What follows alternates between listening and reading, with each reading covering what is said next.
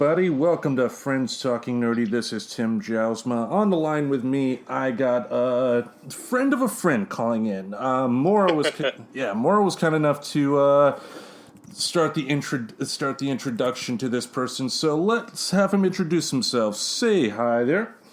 Hello, everyone. My name is Noel. Thanks for having me, Tim. Yeah, no problem. Tell us a little bit about yourself. Well, believe it or not, I actually used to work in the film industry many years ago. From 1993 to about 2005, I lived in Los Angeles, and I actually worked in the industry as an assistant sound editor. So that's what I did in my previous life. Nice. What would be the duties of an assistant sound editor? Well, the duties of the assistant sound editor, basically my job was to take the recordings we would do. So from working in a post-production house, I would take the sound recordings, put them in the library, get them together, make sure they're properly edited and named, and then we would give them to the editors so they can use them in the films. That's basically what I did. So similar to what Ben Burtt did with Star Wars, correct? In some way, yeah. Actually, I would be working for Ben Burtt. I would get all stuff together. Yeah, exactly. Gotcha. Yeah, when we first started talking, you actually sent me a link with your IMDb page. Tell the folks some of the movies you worked on.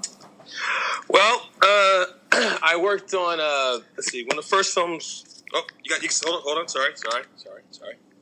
Okay, there we go. Sorry. Right. So, one of the first films I worked on was a film called Top of the World. It starred, directed by a guy named Sidney J. Furie. He did one of my classic films, Iron Eagle.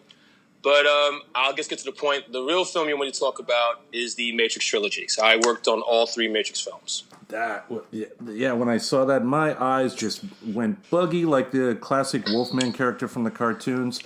Mm-hmm. What was it like when that movie first entered your world? When you were signed on to do that movie and you read this, I'm sure you read the script and you saw the film footage. What did you think when you saw it? Well, so the first time, I remember the day my boss calls me into the office and said, "Hey, Noel, come in." I come in. My boss, at the time, Dane A. Davis, who still works, who does post-production sound. He works for Warner Brothers now.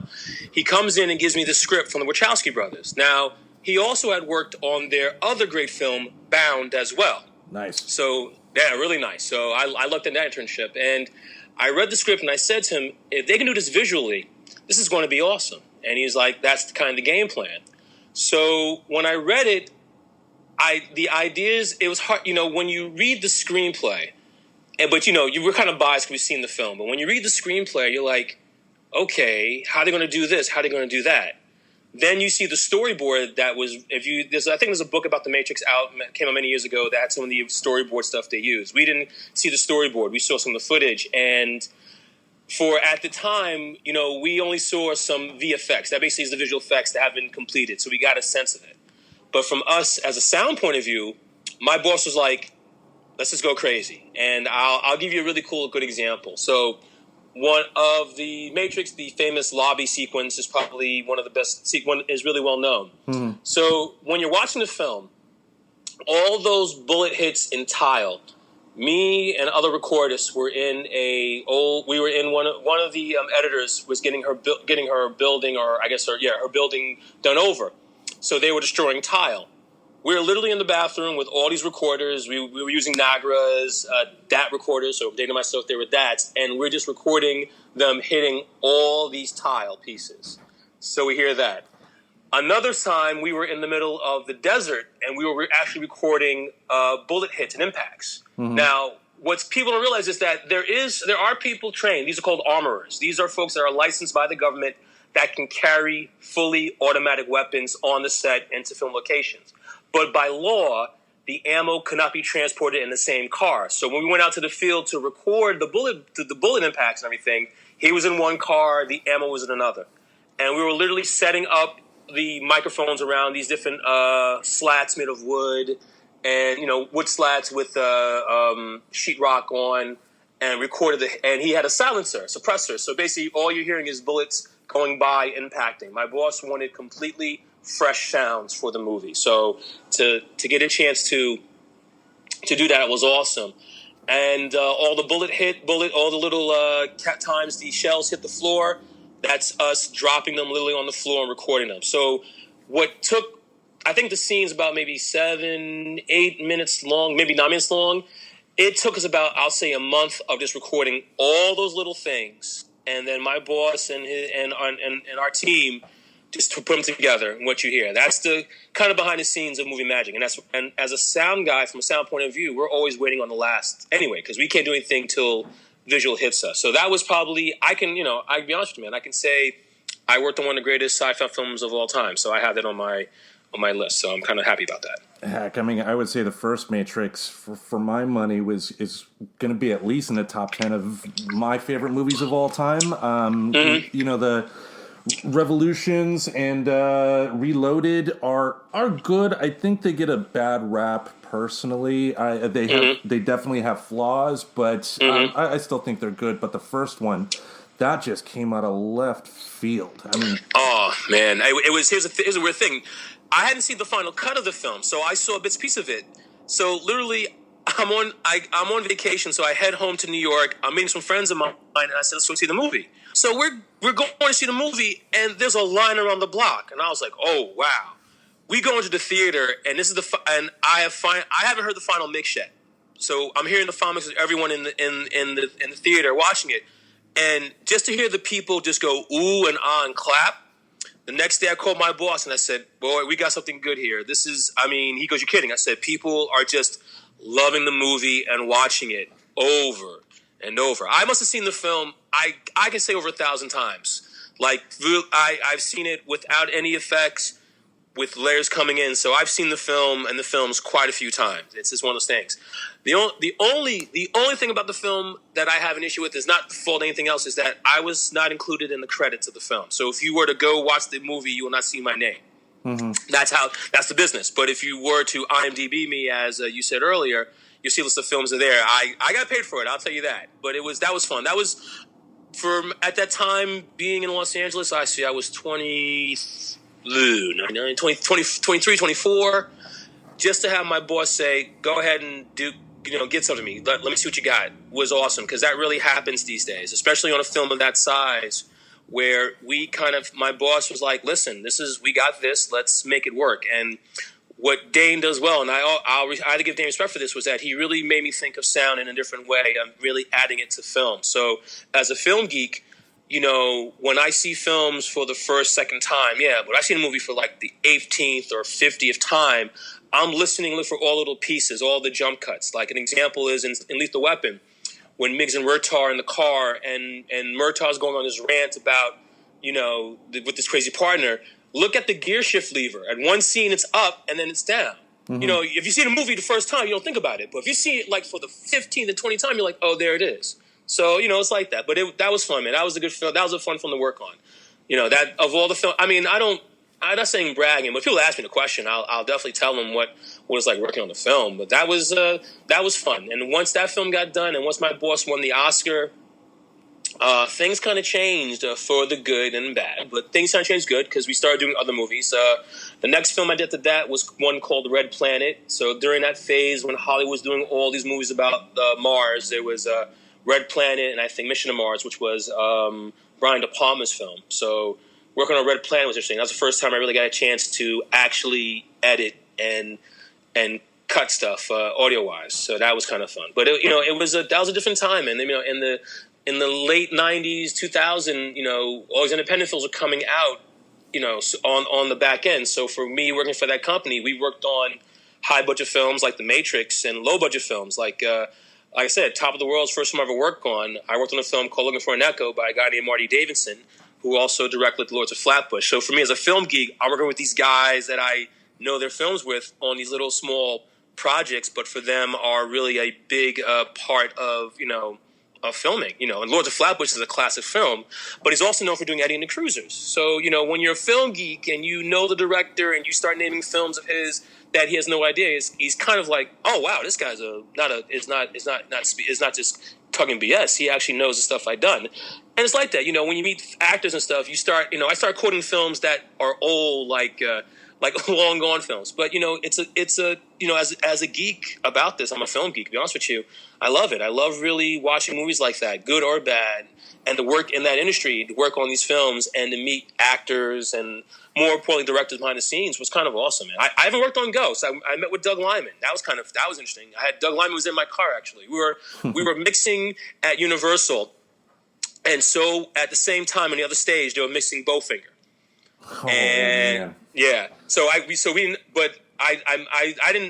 kind of saw Frank Oz, but I saw Heather Graham, and that's a beautiful lady, man. That was awesome. So some of the perks of working on the films were being on the Universal lot, being on the Warner Brothers lot, Disney lot, so traveling different lots, in that, kind of like, you finally get to see the magic behind the screen and such. Nice.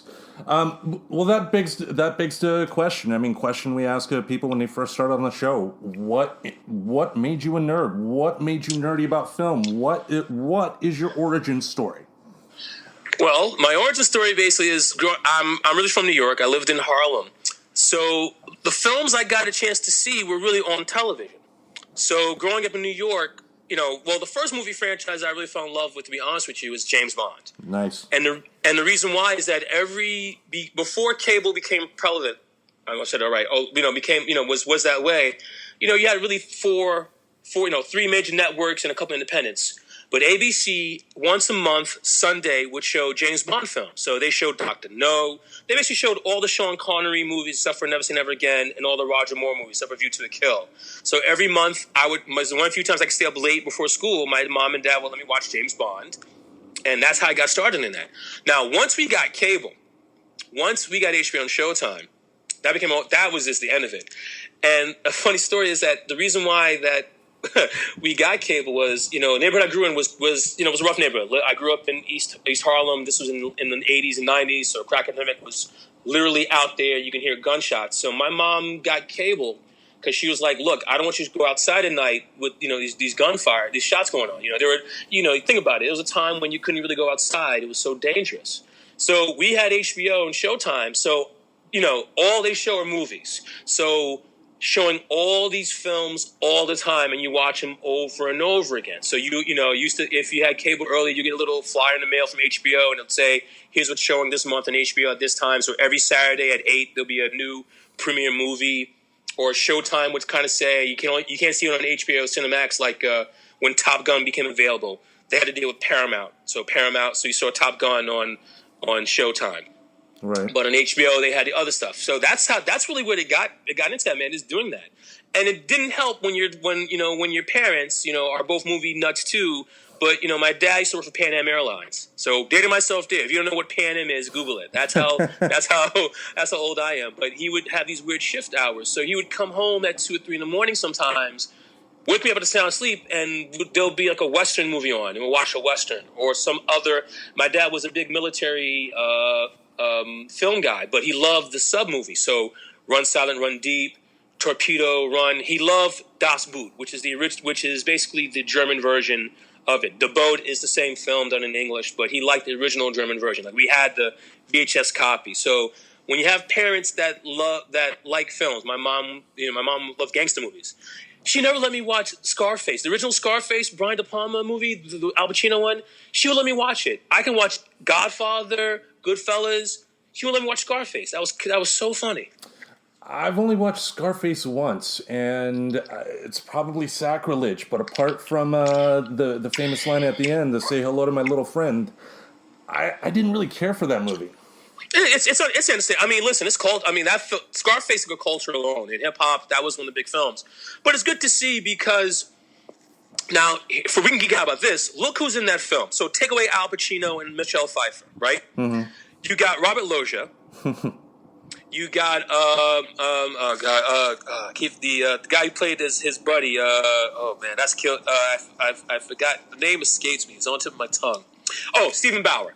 Stephen Bauer's in it, but also Mary Elizabeth Mastrantonio plays Tony's sister. She's a queen of the 80s. She's in films like The January Man, The Abyss. She's been in films for a while. So you watch the film to see the other supporting actors. Not even that. I mean, listen, Oliver Stone wrote the screenplay, so it's going to be crazy. Yeah, you should watch it now, man. It's dated, but it's one of those films that for for me personally, I mean, it's not the end all be all film. I mean, that film's not even in my top 10 greatest films, but it's one of those films you got to watch because you see the cultural significance of that movie with that, and Al Pacino really overdoing it with the accent with Michelle Pfeiffer. But, at the time, that film talked about what was going on in Miami in the 80s with the Colombians or Cubans, but with not even more of that, with the drugs and nature. So for the film, you can watch it more for that aspect of it, because that was one of the first films in the 80s that really talked about that. So if you're a fan of Narcos and a fan of all these other films that come out, or American Made that's coming out this I think this month that Doug Liman did with Tom Cruise, Scarface is one of the first original films about drug films that way. So if you're going to talk about drug films, and you can do a category on drug films, Scarface is that's the Dundada. That's like that's the master. Yeah, and I mean I love Oliver Stone. I mean he's one of my favorite filmmakers. My favorite film it has I would have to say is either JFK or Natural Born Killers, but. Yeah, I mean, and if you want to talk about a wild movie, that is an insane wild movie. Oh yeah, with I love Rodney Dangerfield steals that movie really steals that film. You don't realize how dirty he sounds. He goes, "I want to make sure when I check you, make sure you're clean." It's like, wow, you could ever, that's what's genius. You would never think of him playing that, but when Rodney got dirty and skeevy like that, you're like, good God. And JFK, I mean. No, it's funny. There's one of my friends in college really was a big fan of JFK, the director's cut, and I saw it numerous times. And it's kind of like you ever heard like the Brian De Palma paradox? When he's one of the filmmakers is that when he's bad, it's bad. Like the Nicolas Cage movie, Gary Sinise is bad. Snake Eyes. Yeah, oh. That was just terrible. Right, Yeah. just went bad. Right, but when he's good, like The Untouchables. Like the first Mission Impossible, which I think he doesn't get credit for, really was more for me as a fan of the TV show, much more original like that. When De Palma's on money, woo, he's on money. But when he's off, he's off. There's no in between with him. It's like he hits it or not. But that's one thing about being geek about it. We can wax poetic about all that stuff. But that's really how I got started, man. Just cable, watching stuff on that, and watching these bad movies come on at like 2:00 in the morning, or usually on the weekends you'll have the Skinemax or Cinemax. You have these kind of cheesy films. Like I think that's where I first saw Lady Chatterley's Lover, the one with Adam West, the sequel. That's the first time I think I saw that on cable television. I was like, Adam West, yeah. So Batman doing porn, hey, yeah, and so of course, yeah, Lady Chatterley. That's that film. I mean, it's the sequel. Here's a funny fact. The actress that played her is actually married to Richard Belzer. So if you ever see episodes of Homicide and see her, that's the kind of cool, interesting thing about that. So there's a little geek news for you there. Yeah, I know they live in Paris, and I guess their home, they call it Chez Hogan, because in the 80s when they were doing publicity for WrestleMania 1, Hulk Hogan and Mr. T went on a talk show that Richard Belzer was hosting. Right. Hogan put him in some kind of a headlock, but then just kind of squeezed too hard and knocked him out, and Belzer fell to the floor and got a concussion. Yeah. It kind of makes you wonder about the King Jerry Lawler and Andy Kaufman type thing. Also, yeah. Well, I mean, the Lawler and Kaufman that was staged from beginning to end, and that was they knew that. Yeah, that was a brilliant way to kind of manipulate crowds to gain interest. The Hogan thing was just Hogan being an asshole because we have to protect the business. Haha, It's kind of it's weird, man. When you're a kid, you love the fantasy of wrestling. You just love thinking about it. When you know the reality of it, you go, damn. It's kind of it's like it's weird. Like television again. Before wrestling was permeated on USA early. Like they would have McMahon would do all these little mini shows, and then you had WCW on TNT or ESPN2. But every month on NBC, Saturday's Main Event, they had the wrestling event that led up to it before that. So it was kind of like that. I gotta say, being a kid in the '80s for television. Really kind of cool, man. I really miss the days of getting up early, turning on TV, and sitting down with a bowl of cereal and watching I was young enough. It was Smurfs. But watch. I'm trying to think what was on at the time on oh God, I'm starting to remember. All those little, all his superhero movies like Super Friends and all that stuff. And Oh, yeah. Looney Tunes. Watching that stuff growing up was kind of nice when you're one young kid. Now it's like it's not anymore. Yeah, I mean, the kids have to download an app, and it's what I loved about being a kid in the 80s. I mean, they had new cartoons, but they also had a deep appreciation for the old stuff. I mean, every week, if you weren't watching at least a half hour of Looney Tunes, there was something wrong with you. Yeah. And today, I mean, unless your parents force them on the kids, they're not really watching the classics anymore, and that makes me feel really old. I guess I since you and I same generational age, I'll assume, right? Yeah. I'll be 40. I'll be 43 in October, so I assume you're around the age.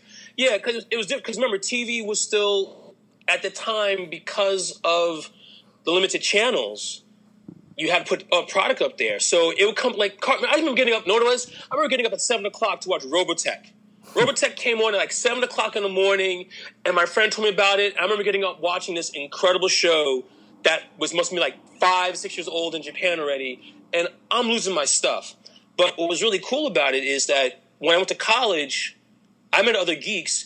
I met other black geeks. It's like our show too. I was like, oh, good. It's not me. I'm not the only black geek out there. There are other black geeks that just like me who geek out over films, that geek out over everything. We had one of my good friends in college. We always joked that he can always explain the world by views of Blade Runner and Star Wars trilogy.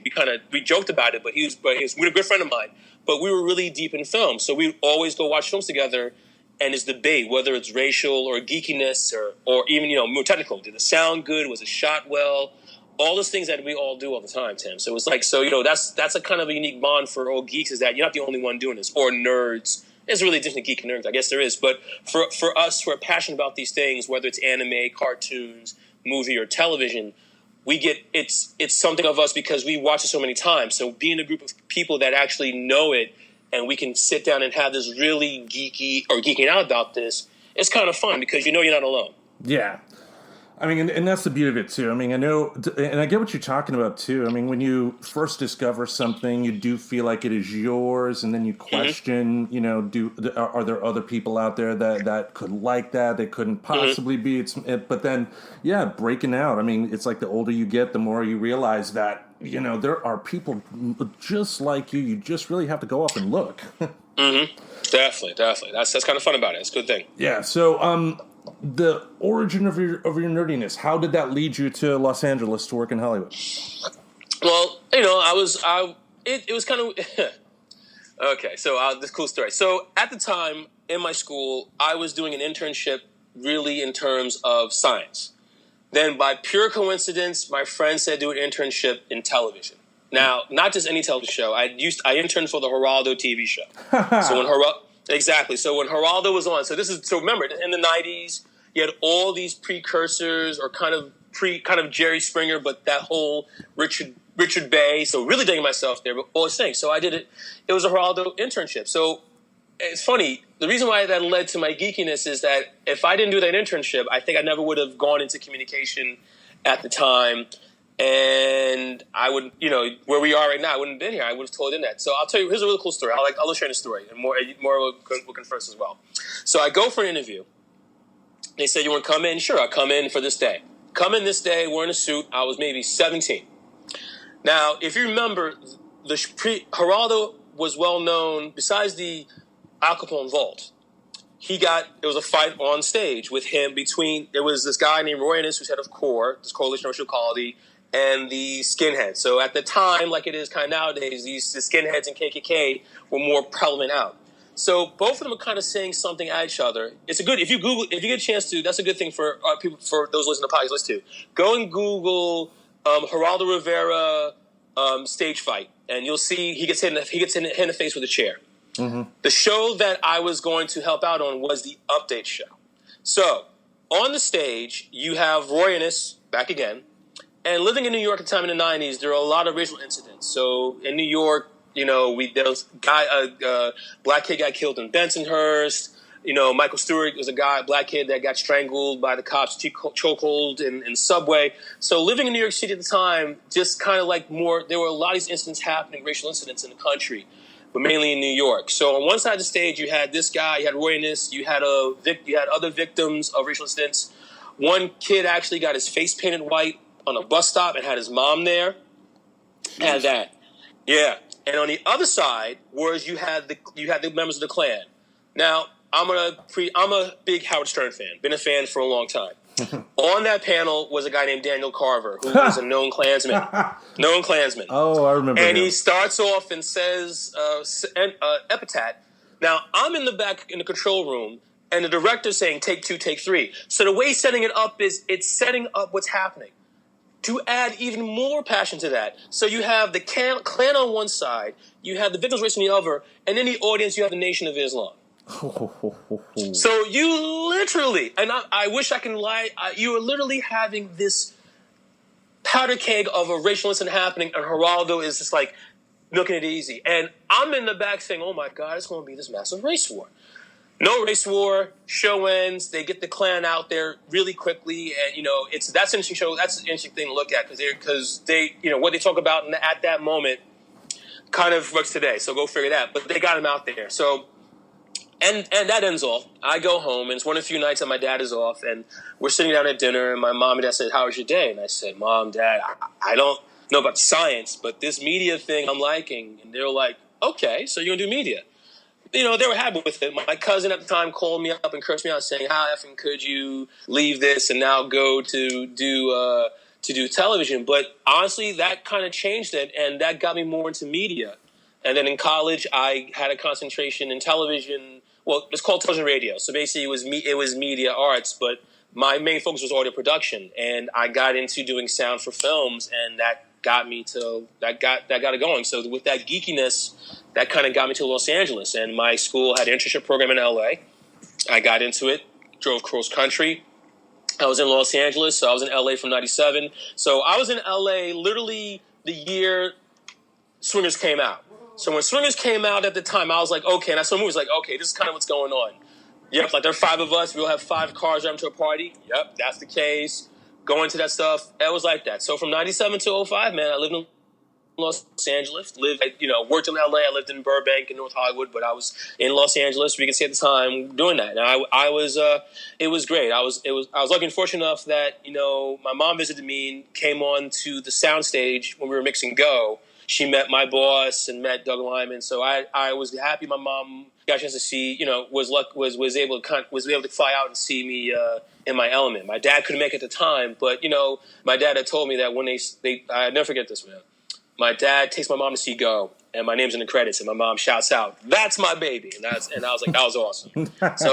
So I was like, all right, there we go. So got the fam. My mom and dad saw my name in the credits, and it's there. So that's kind of nice. Nice. It's kind of once in a while. It's kind of not Go will come on. I'll watch Go, and I said, I remember that sequence, that. So yeah. Nice. Any stories of meeting celebrities out in Hollywood? I would say, Top of the World or Cash Money. If you look at Top of the World, it's called Cash Money was the name of the film.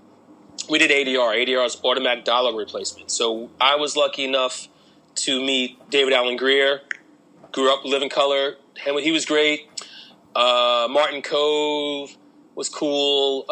Peter Weller's on the movie was awesome too. Nice. But honestly, it was the two ladies. One of the two ladies of the film was Tia Carrera and Julie Coughlin. I forgot Julie's last name. Julie was a former playmate. But Tia Carrera,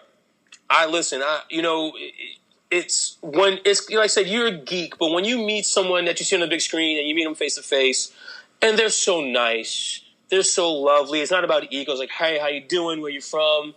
I mean, it was awesome. That was kind of cool. I met Ving Rhames. It's funny. I met Ving Rhames in Santa Monica, and I look at him, and Ving Rhames is my height. And he's a little bigger, stalking me. And I was like, "Oh, what's up?" And he goes, "What's up?" And I was like, "Oh shoot, I met Ving Rhames." That's really about it. That was that. The other cool thing was I met George Clooney, but not really. We were there was a party that my company had at a restaurant, and we're at the table, we're eating. I look over and I'm like, oh shit. Oh, can I curse on the podcast? I don't know if I can or not. We curse all the time. Okay, fine. I go, oh shit. That's George Clooney. No big deal, whatever. I was like, it's like it is what it is. I mean, it's kind. I mean, in New York, you'll see a celebrity on the street. You don't think much about it, It's like, oh, that's so and so. In LA, same thing. It's like, I mean, I'm in business, so I never asked for an autograph or a picture. Meeting Lawrence Fishburne twice was awesome. We were doing some voiceover stuff in our studio for The Matrix. So me and my coworker outside just kind of getting some fresh air. We were smoking cigarettes at the time, not a bad thing to do. But we're outside, and I kid you, this car pulls in this awesome, like I think it's a Lamb. It was a Maserati, but like a lavender Maserati, like a dark lavender. And I'm like, wow, that's awesome. Who pulls out? Lawrence Fishburne. He goes, hey, where's the voiceover stuff? We're like, here's Fishburne. And he goes in, and we go, Tim, that car was kick ass. That was awesome. And I ran to him again in Runyon Canyon. So if you live in Los Angeles, there's Runyon Canyon. People hit Runyon Canyon all the time. Celebrities are there, running or jogging. I met McConaughey. He runs his shirt off. I said, McConaughey. He goes, yo. And he's just running with his dog with his shirt off, doing that. Meeting Bob Barker was nice. I said, Bob, how you doing? Bob, and this is Bob is just walking up the hill. But what the celebrity I met that really got me tongue-tied was Cree Summer. Oh, Cree Summer, Different World. Different World, so, and yes, a great voice actress as well. Incredible. So I'm walking down the hill, and she's walking up with her friends, and she has a bird on her shoulder. And I'm like, I was just like, I literally stopped and looked, like, mouth open. She goes, hi. I'm like, and I'm running. I said, and I go, oh shit, I met Cree Summer. And I had the biggest crush on Cree Summer and Jazz. I'm a big Different World guy, so I had a crush on those two. So to see her walking up the hill with a bird on her shoulder, I was like, all right, thank you. I can go. I can pass away now. Good night. That's about it, man. It was, I'll be more starstruck if I met a filmmaker. Like,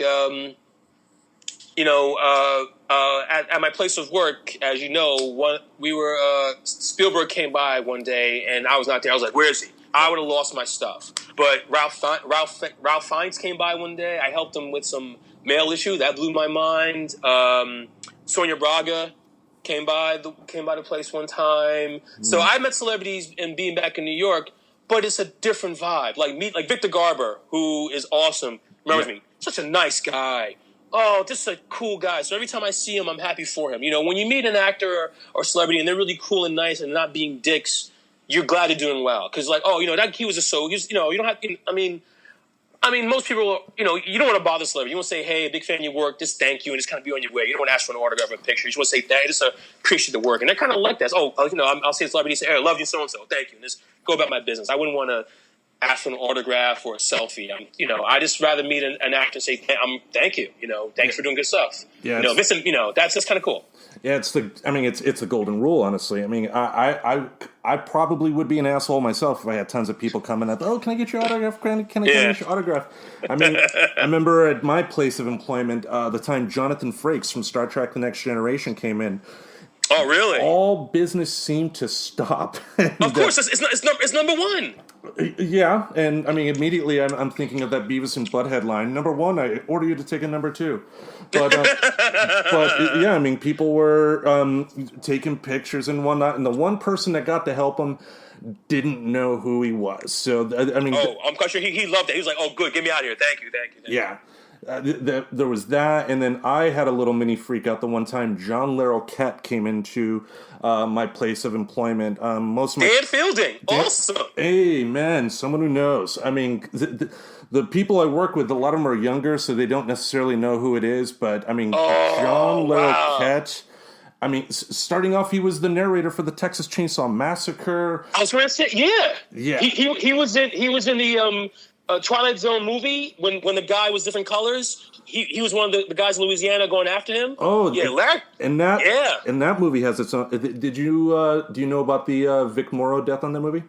Yeah. John Landis. I remember. Yeah, we can keep up that. Yeah, John Landis talked about that. Yeah. Actually, I saw you this footage online. It was so sad, man. Oh, I read the scene. Sorry. No, go ahead. Yeah. So the scene basically is that it's him and two, I think, Vietnamese kids running. The helicopter blades missed him, and they get captured. It is really sad because remember when he gets out the bar, he's all these different people he's been racist against. So, and you see, and I mean, if you get a chance to, Landis talked about it because they had to go to court about that. That was a big, for that film, that was a huge thing. People saw it more because of that scene. Yeah, because of that. That's crazy. I think it was Landis, Spielberg, and I forgot who directed the other. George Miller and... Was Miller? Yeah. And who was the guy who directed Gremlins? Joe Dante. Joe Dante, yeah. Yeah, I mean, George Miller had the best part, though. Nightmare at 20,000 Feet with John... Lithgow. That was amazing. Yeah. But one thing about the Vic Morrow, one thing that doesn't get recalled, I read a book about that incident, and if you remember, there is a scene where he's in the water, kind of pokes his head off, and then he moves out of the frame, and then you see a gunshot hit the water. John Landis grabbed a rifle with live ammunition, and that shot that you see is an actual rifle shot hitting the water. Why am I not surprised?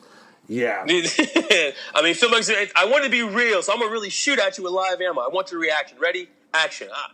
Wow. And that was at a time, too, where typecast, I mean, if you reached a certain age, you didn't have as many opportunities to get television or film work. I know Vic Morrow at the time was mainly relying upon essentially what were like grindhouse-type movies that were filmed overseas. He thought that, hey, this is a Spielberg-produced movie. I'm going to work with John Landis, who did The Blues Brothers, who did Animal House. I'm coming back. And he... Trading Places? Well, that came afterwards. But, that's right, you're right. Yeah, but still, I mean, Landis' stock at the time was on the rise, so he thought, I'm going to do whatever. And then, and the sad part is, his daughter, I believe his daughter is Jennifer Jason Leigh. Oh, wow. Yeah. Never knew that. Okay. Yeah, they were estranged, but I guess at the time of his death, he totally left her out of the will. But oh, wow. Yeah, but I mean, Twilight Zone the movie it's spotty, but you got to see it at least for the last two stories and the opening bit with Albert Brooks and Dan Aykroyd. Yeah. Yeah. Oh, definitely. Yeah, that's definitely worth catching. Mm-hmm. Nice. So, what would you say are some of your favorite movies? Well, if it's like always that question to ask. So, if I would, all right, top 10. But my favorite movie. Here's the thing. So, like their films are untouchable. So, Godfather 1 and 2 for me are one of those films I can watch forever. So, this is a film I can watch over and over again. And I get tired of it and quote lines. I love that film. That's probably those two up there. It's hard. It's like asking a geek what's your favorite flavors. So it's like, raspberry, blueberry, raspberry, this and that. But for films, for me, dude, it's usually filmmakers. So it depends who does it. So like, if Christopher Nolan does a movie, I'm gonna catch it. Right. So an example would be like, I'm a big fan of the Batman films he's done. I think. Much respect to do. He really brought it to a different level. But the films he did in between, like I was up one night, I was watching The Prestige, which I hadn't seen in years, and I was saying to myself, oh wow, that you watch the film again, you go, oh, when you want to know the secret of it, you go, oh my goodness, that film is incredible. So films like that I like. But in terms of films that are favorites that I have like collections in my looking at my collection now, like. Let's see. For me, I'll say FX.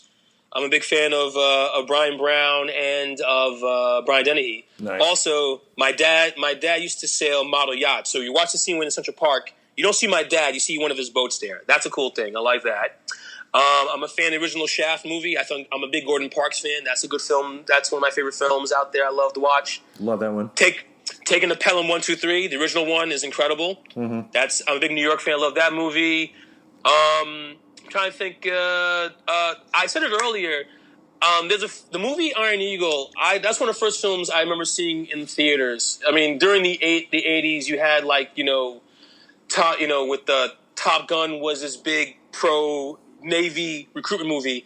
Iron Eagle was this big Air Force movie. That's probably my favorite. That's the fact that you got Louis Gossett Jr. in the movie is great. That's one of my favorite films out there. Yeah. I'm a big fan of that film. I'm a big fan of MASH, the original film. I geeked out on the TV show, but the original film I think is ahead of its time. That's one of Altman's films I like. I'm a fan of Nashville, but I think that's one of the films I really enjoy. film out there that not many people, that I'm also big into espionage movies, like definitely John LeClaire. But one of my films that I really liked is The Day of the Jackal, which is by Fred Zimmerman. Really well done film. Edward Fox is in it. The French detective also is in a couple of movies as well. But that's a film that I really love and enjoy. I mean, French Connection, still probably the greatest car chase sequence of all time, with Bullet being 1A. That's up there with that. For me, dude, it spans the gamut. I mean, it's kind of like, it's films like that I can watch over and over again, quoting lines to. But films of that of those types of films I like watching. So it's always something gets my attention. Like usually for me, I always got I got TCM on Turner Classic Movie. Oh, another film. Sorry, Where Eagles Dare. Probably, really. I mean, dude, I never forget. I'm at home and it come on television, and I stop what I'm doing. I watch it. They had a screening in New York about a year and a half ago. I literally left work early and went to go see that movie. I just see the big screen, just the score and the soundtrack. It's incredible. Things like that. And also it's like mood. It's like what film am I in the mood for? Am I in the mood for a war movie? Am I in the mood for a romantic movie? Am I in the mood for it depends. But films like, there are films like that that it's like, for me, it's hard to say. It's more about, do I like this film at this moment? Right. But like I said, if it's in my collection of films like I have, I'll watch them. I'll pop them on if I had a bad day or something like that. I'm a big martial arts guy, so I love any of the Shaw Brothers movies. So Five Deadly Venoms and stuff of that nature. The fact that Amazon Prime now has them digitally remastered, so seeing them on a flat screen in 5.1, you're just like, wow, awesome. Things like that. That's those are the kind of films I grew up watching. Of that. But for me, it's if something good is on, man, and I like it, or if you say to me, "No, watch this movie," I'll check it out and say, "I liked it." It's like I couldn't even get this.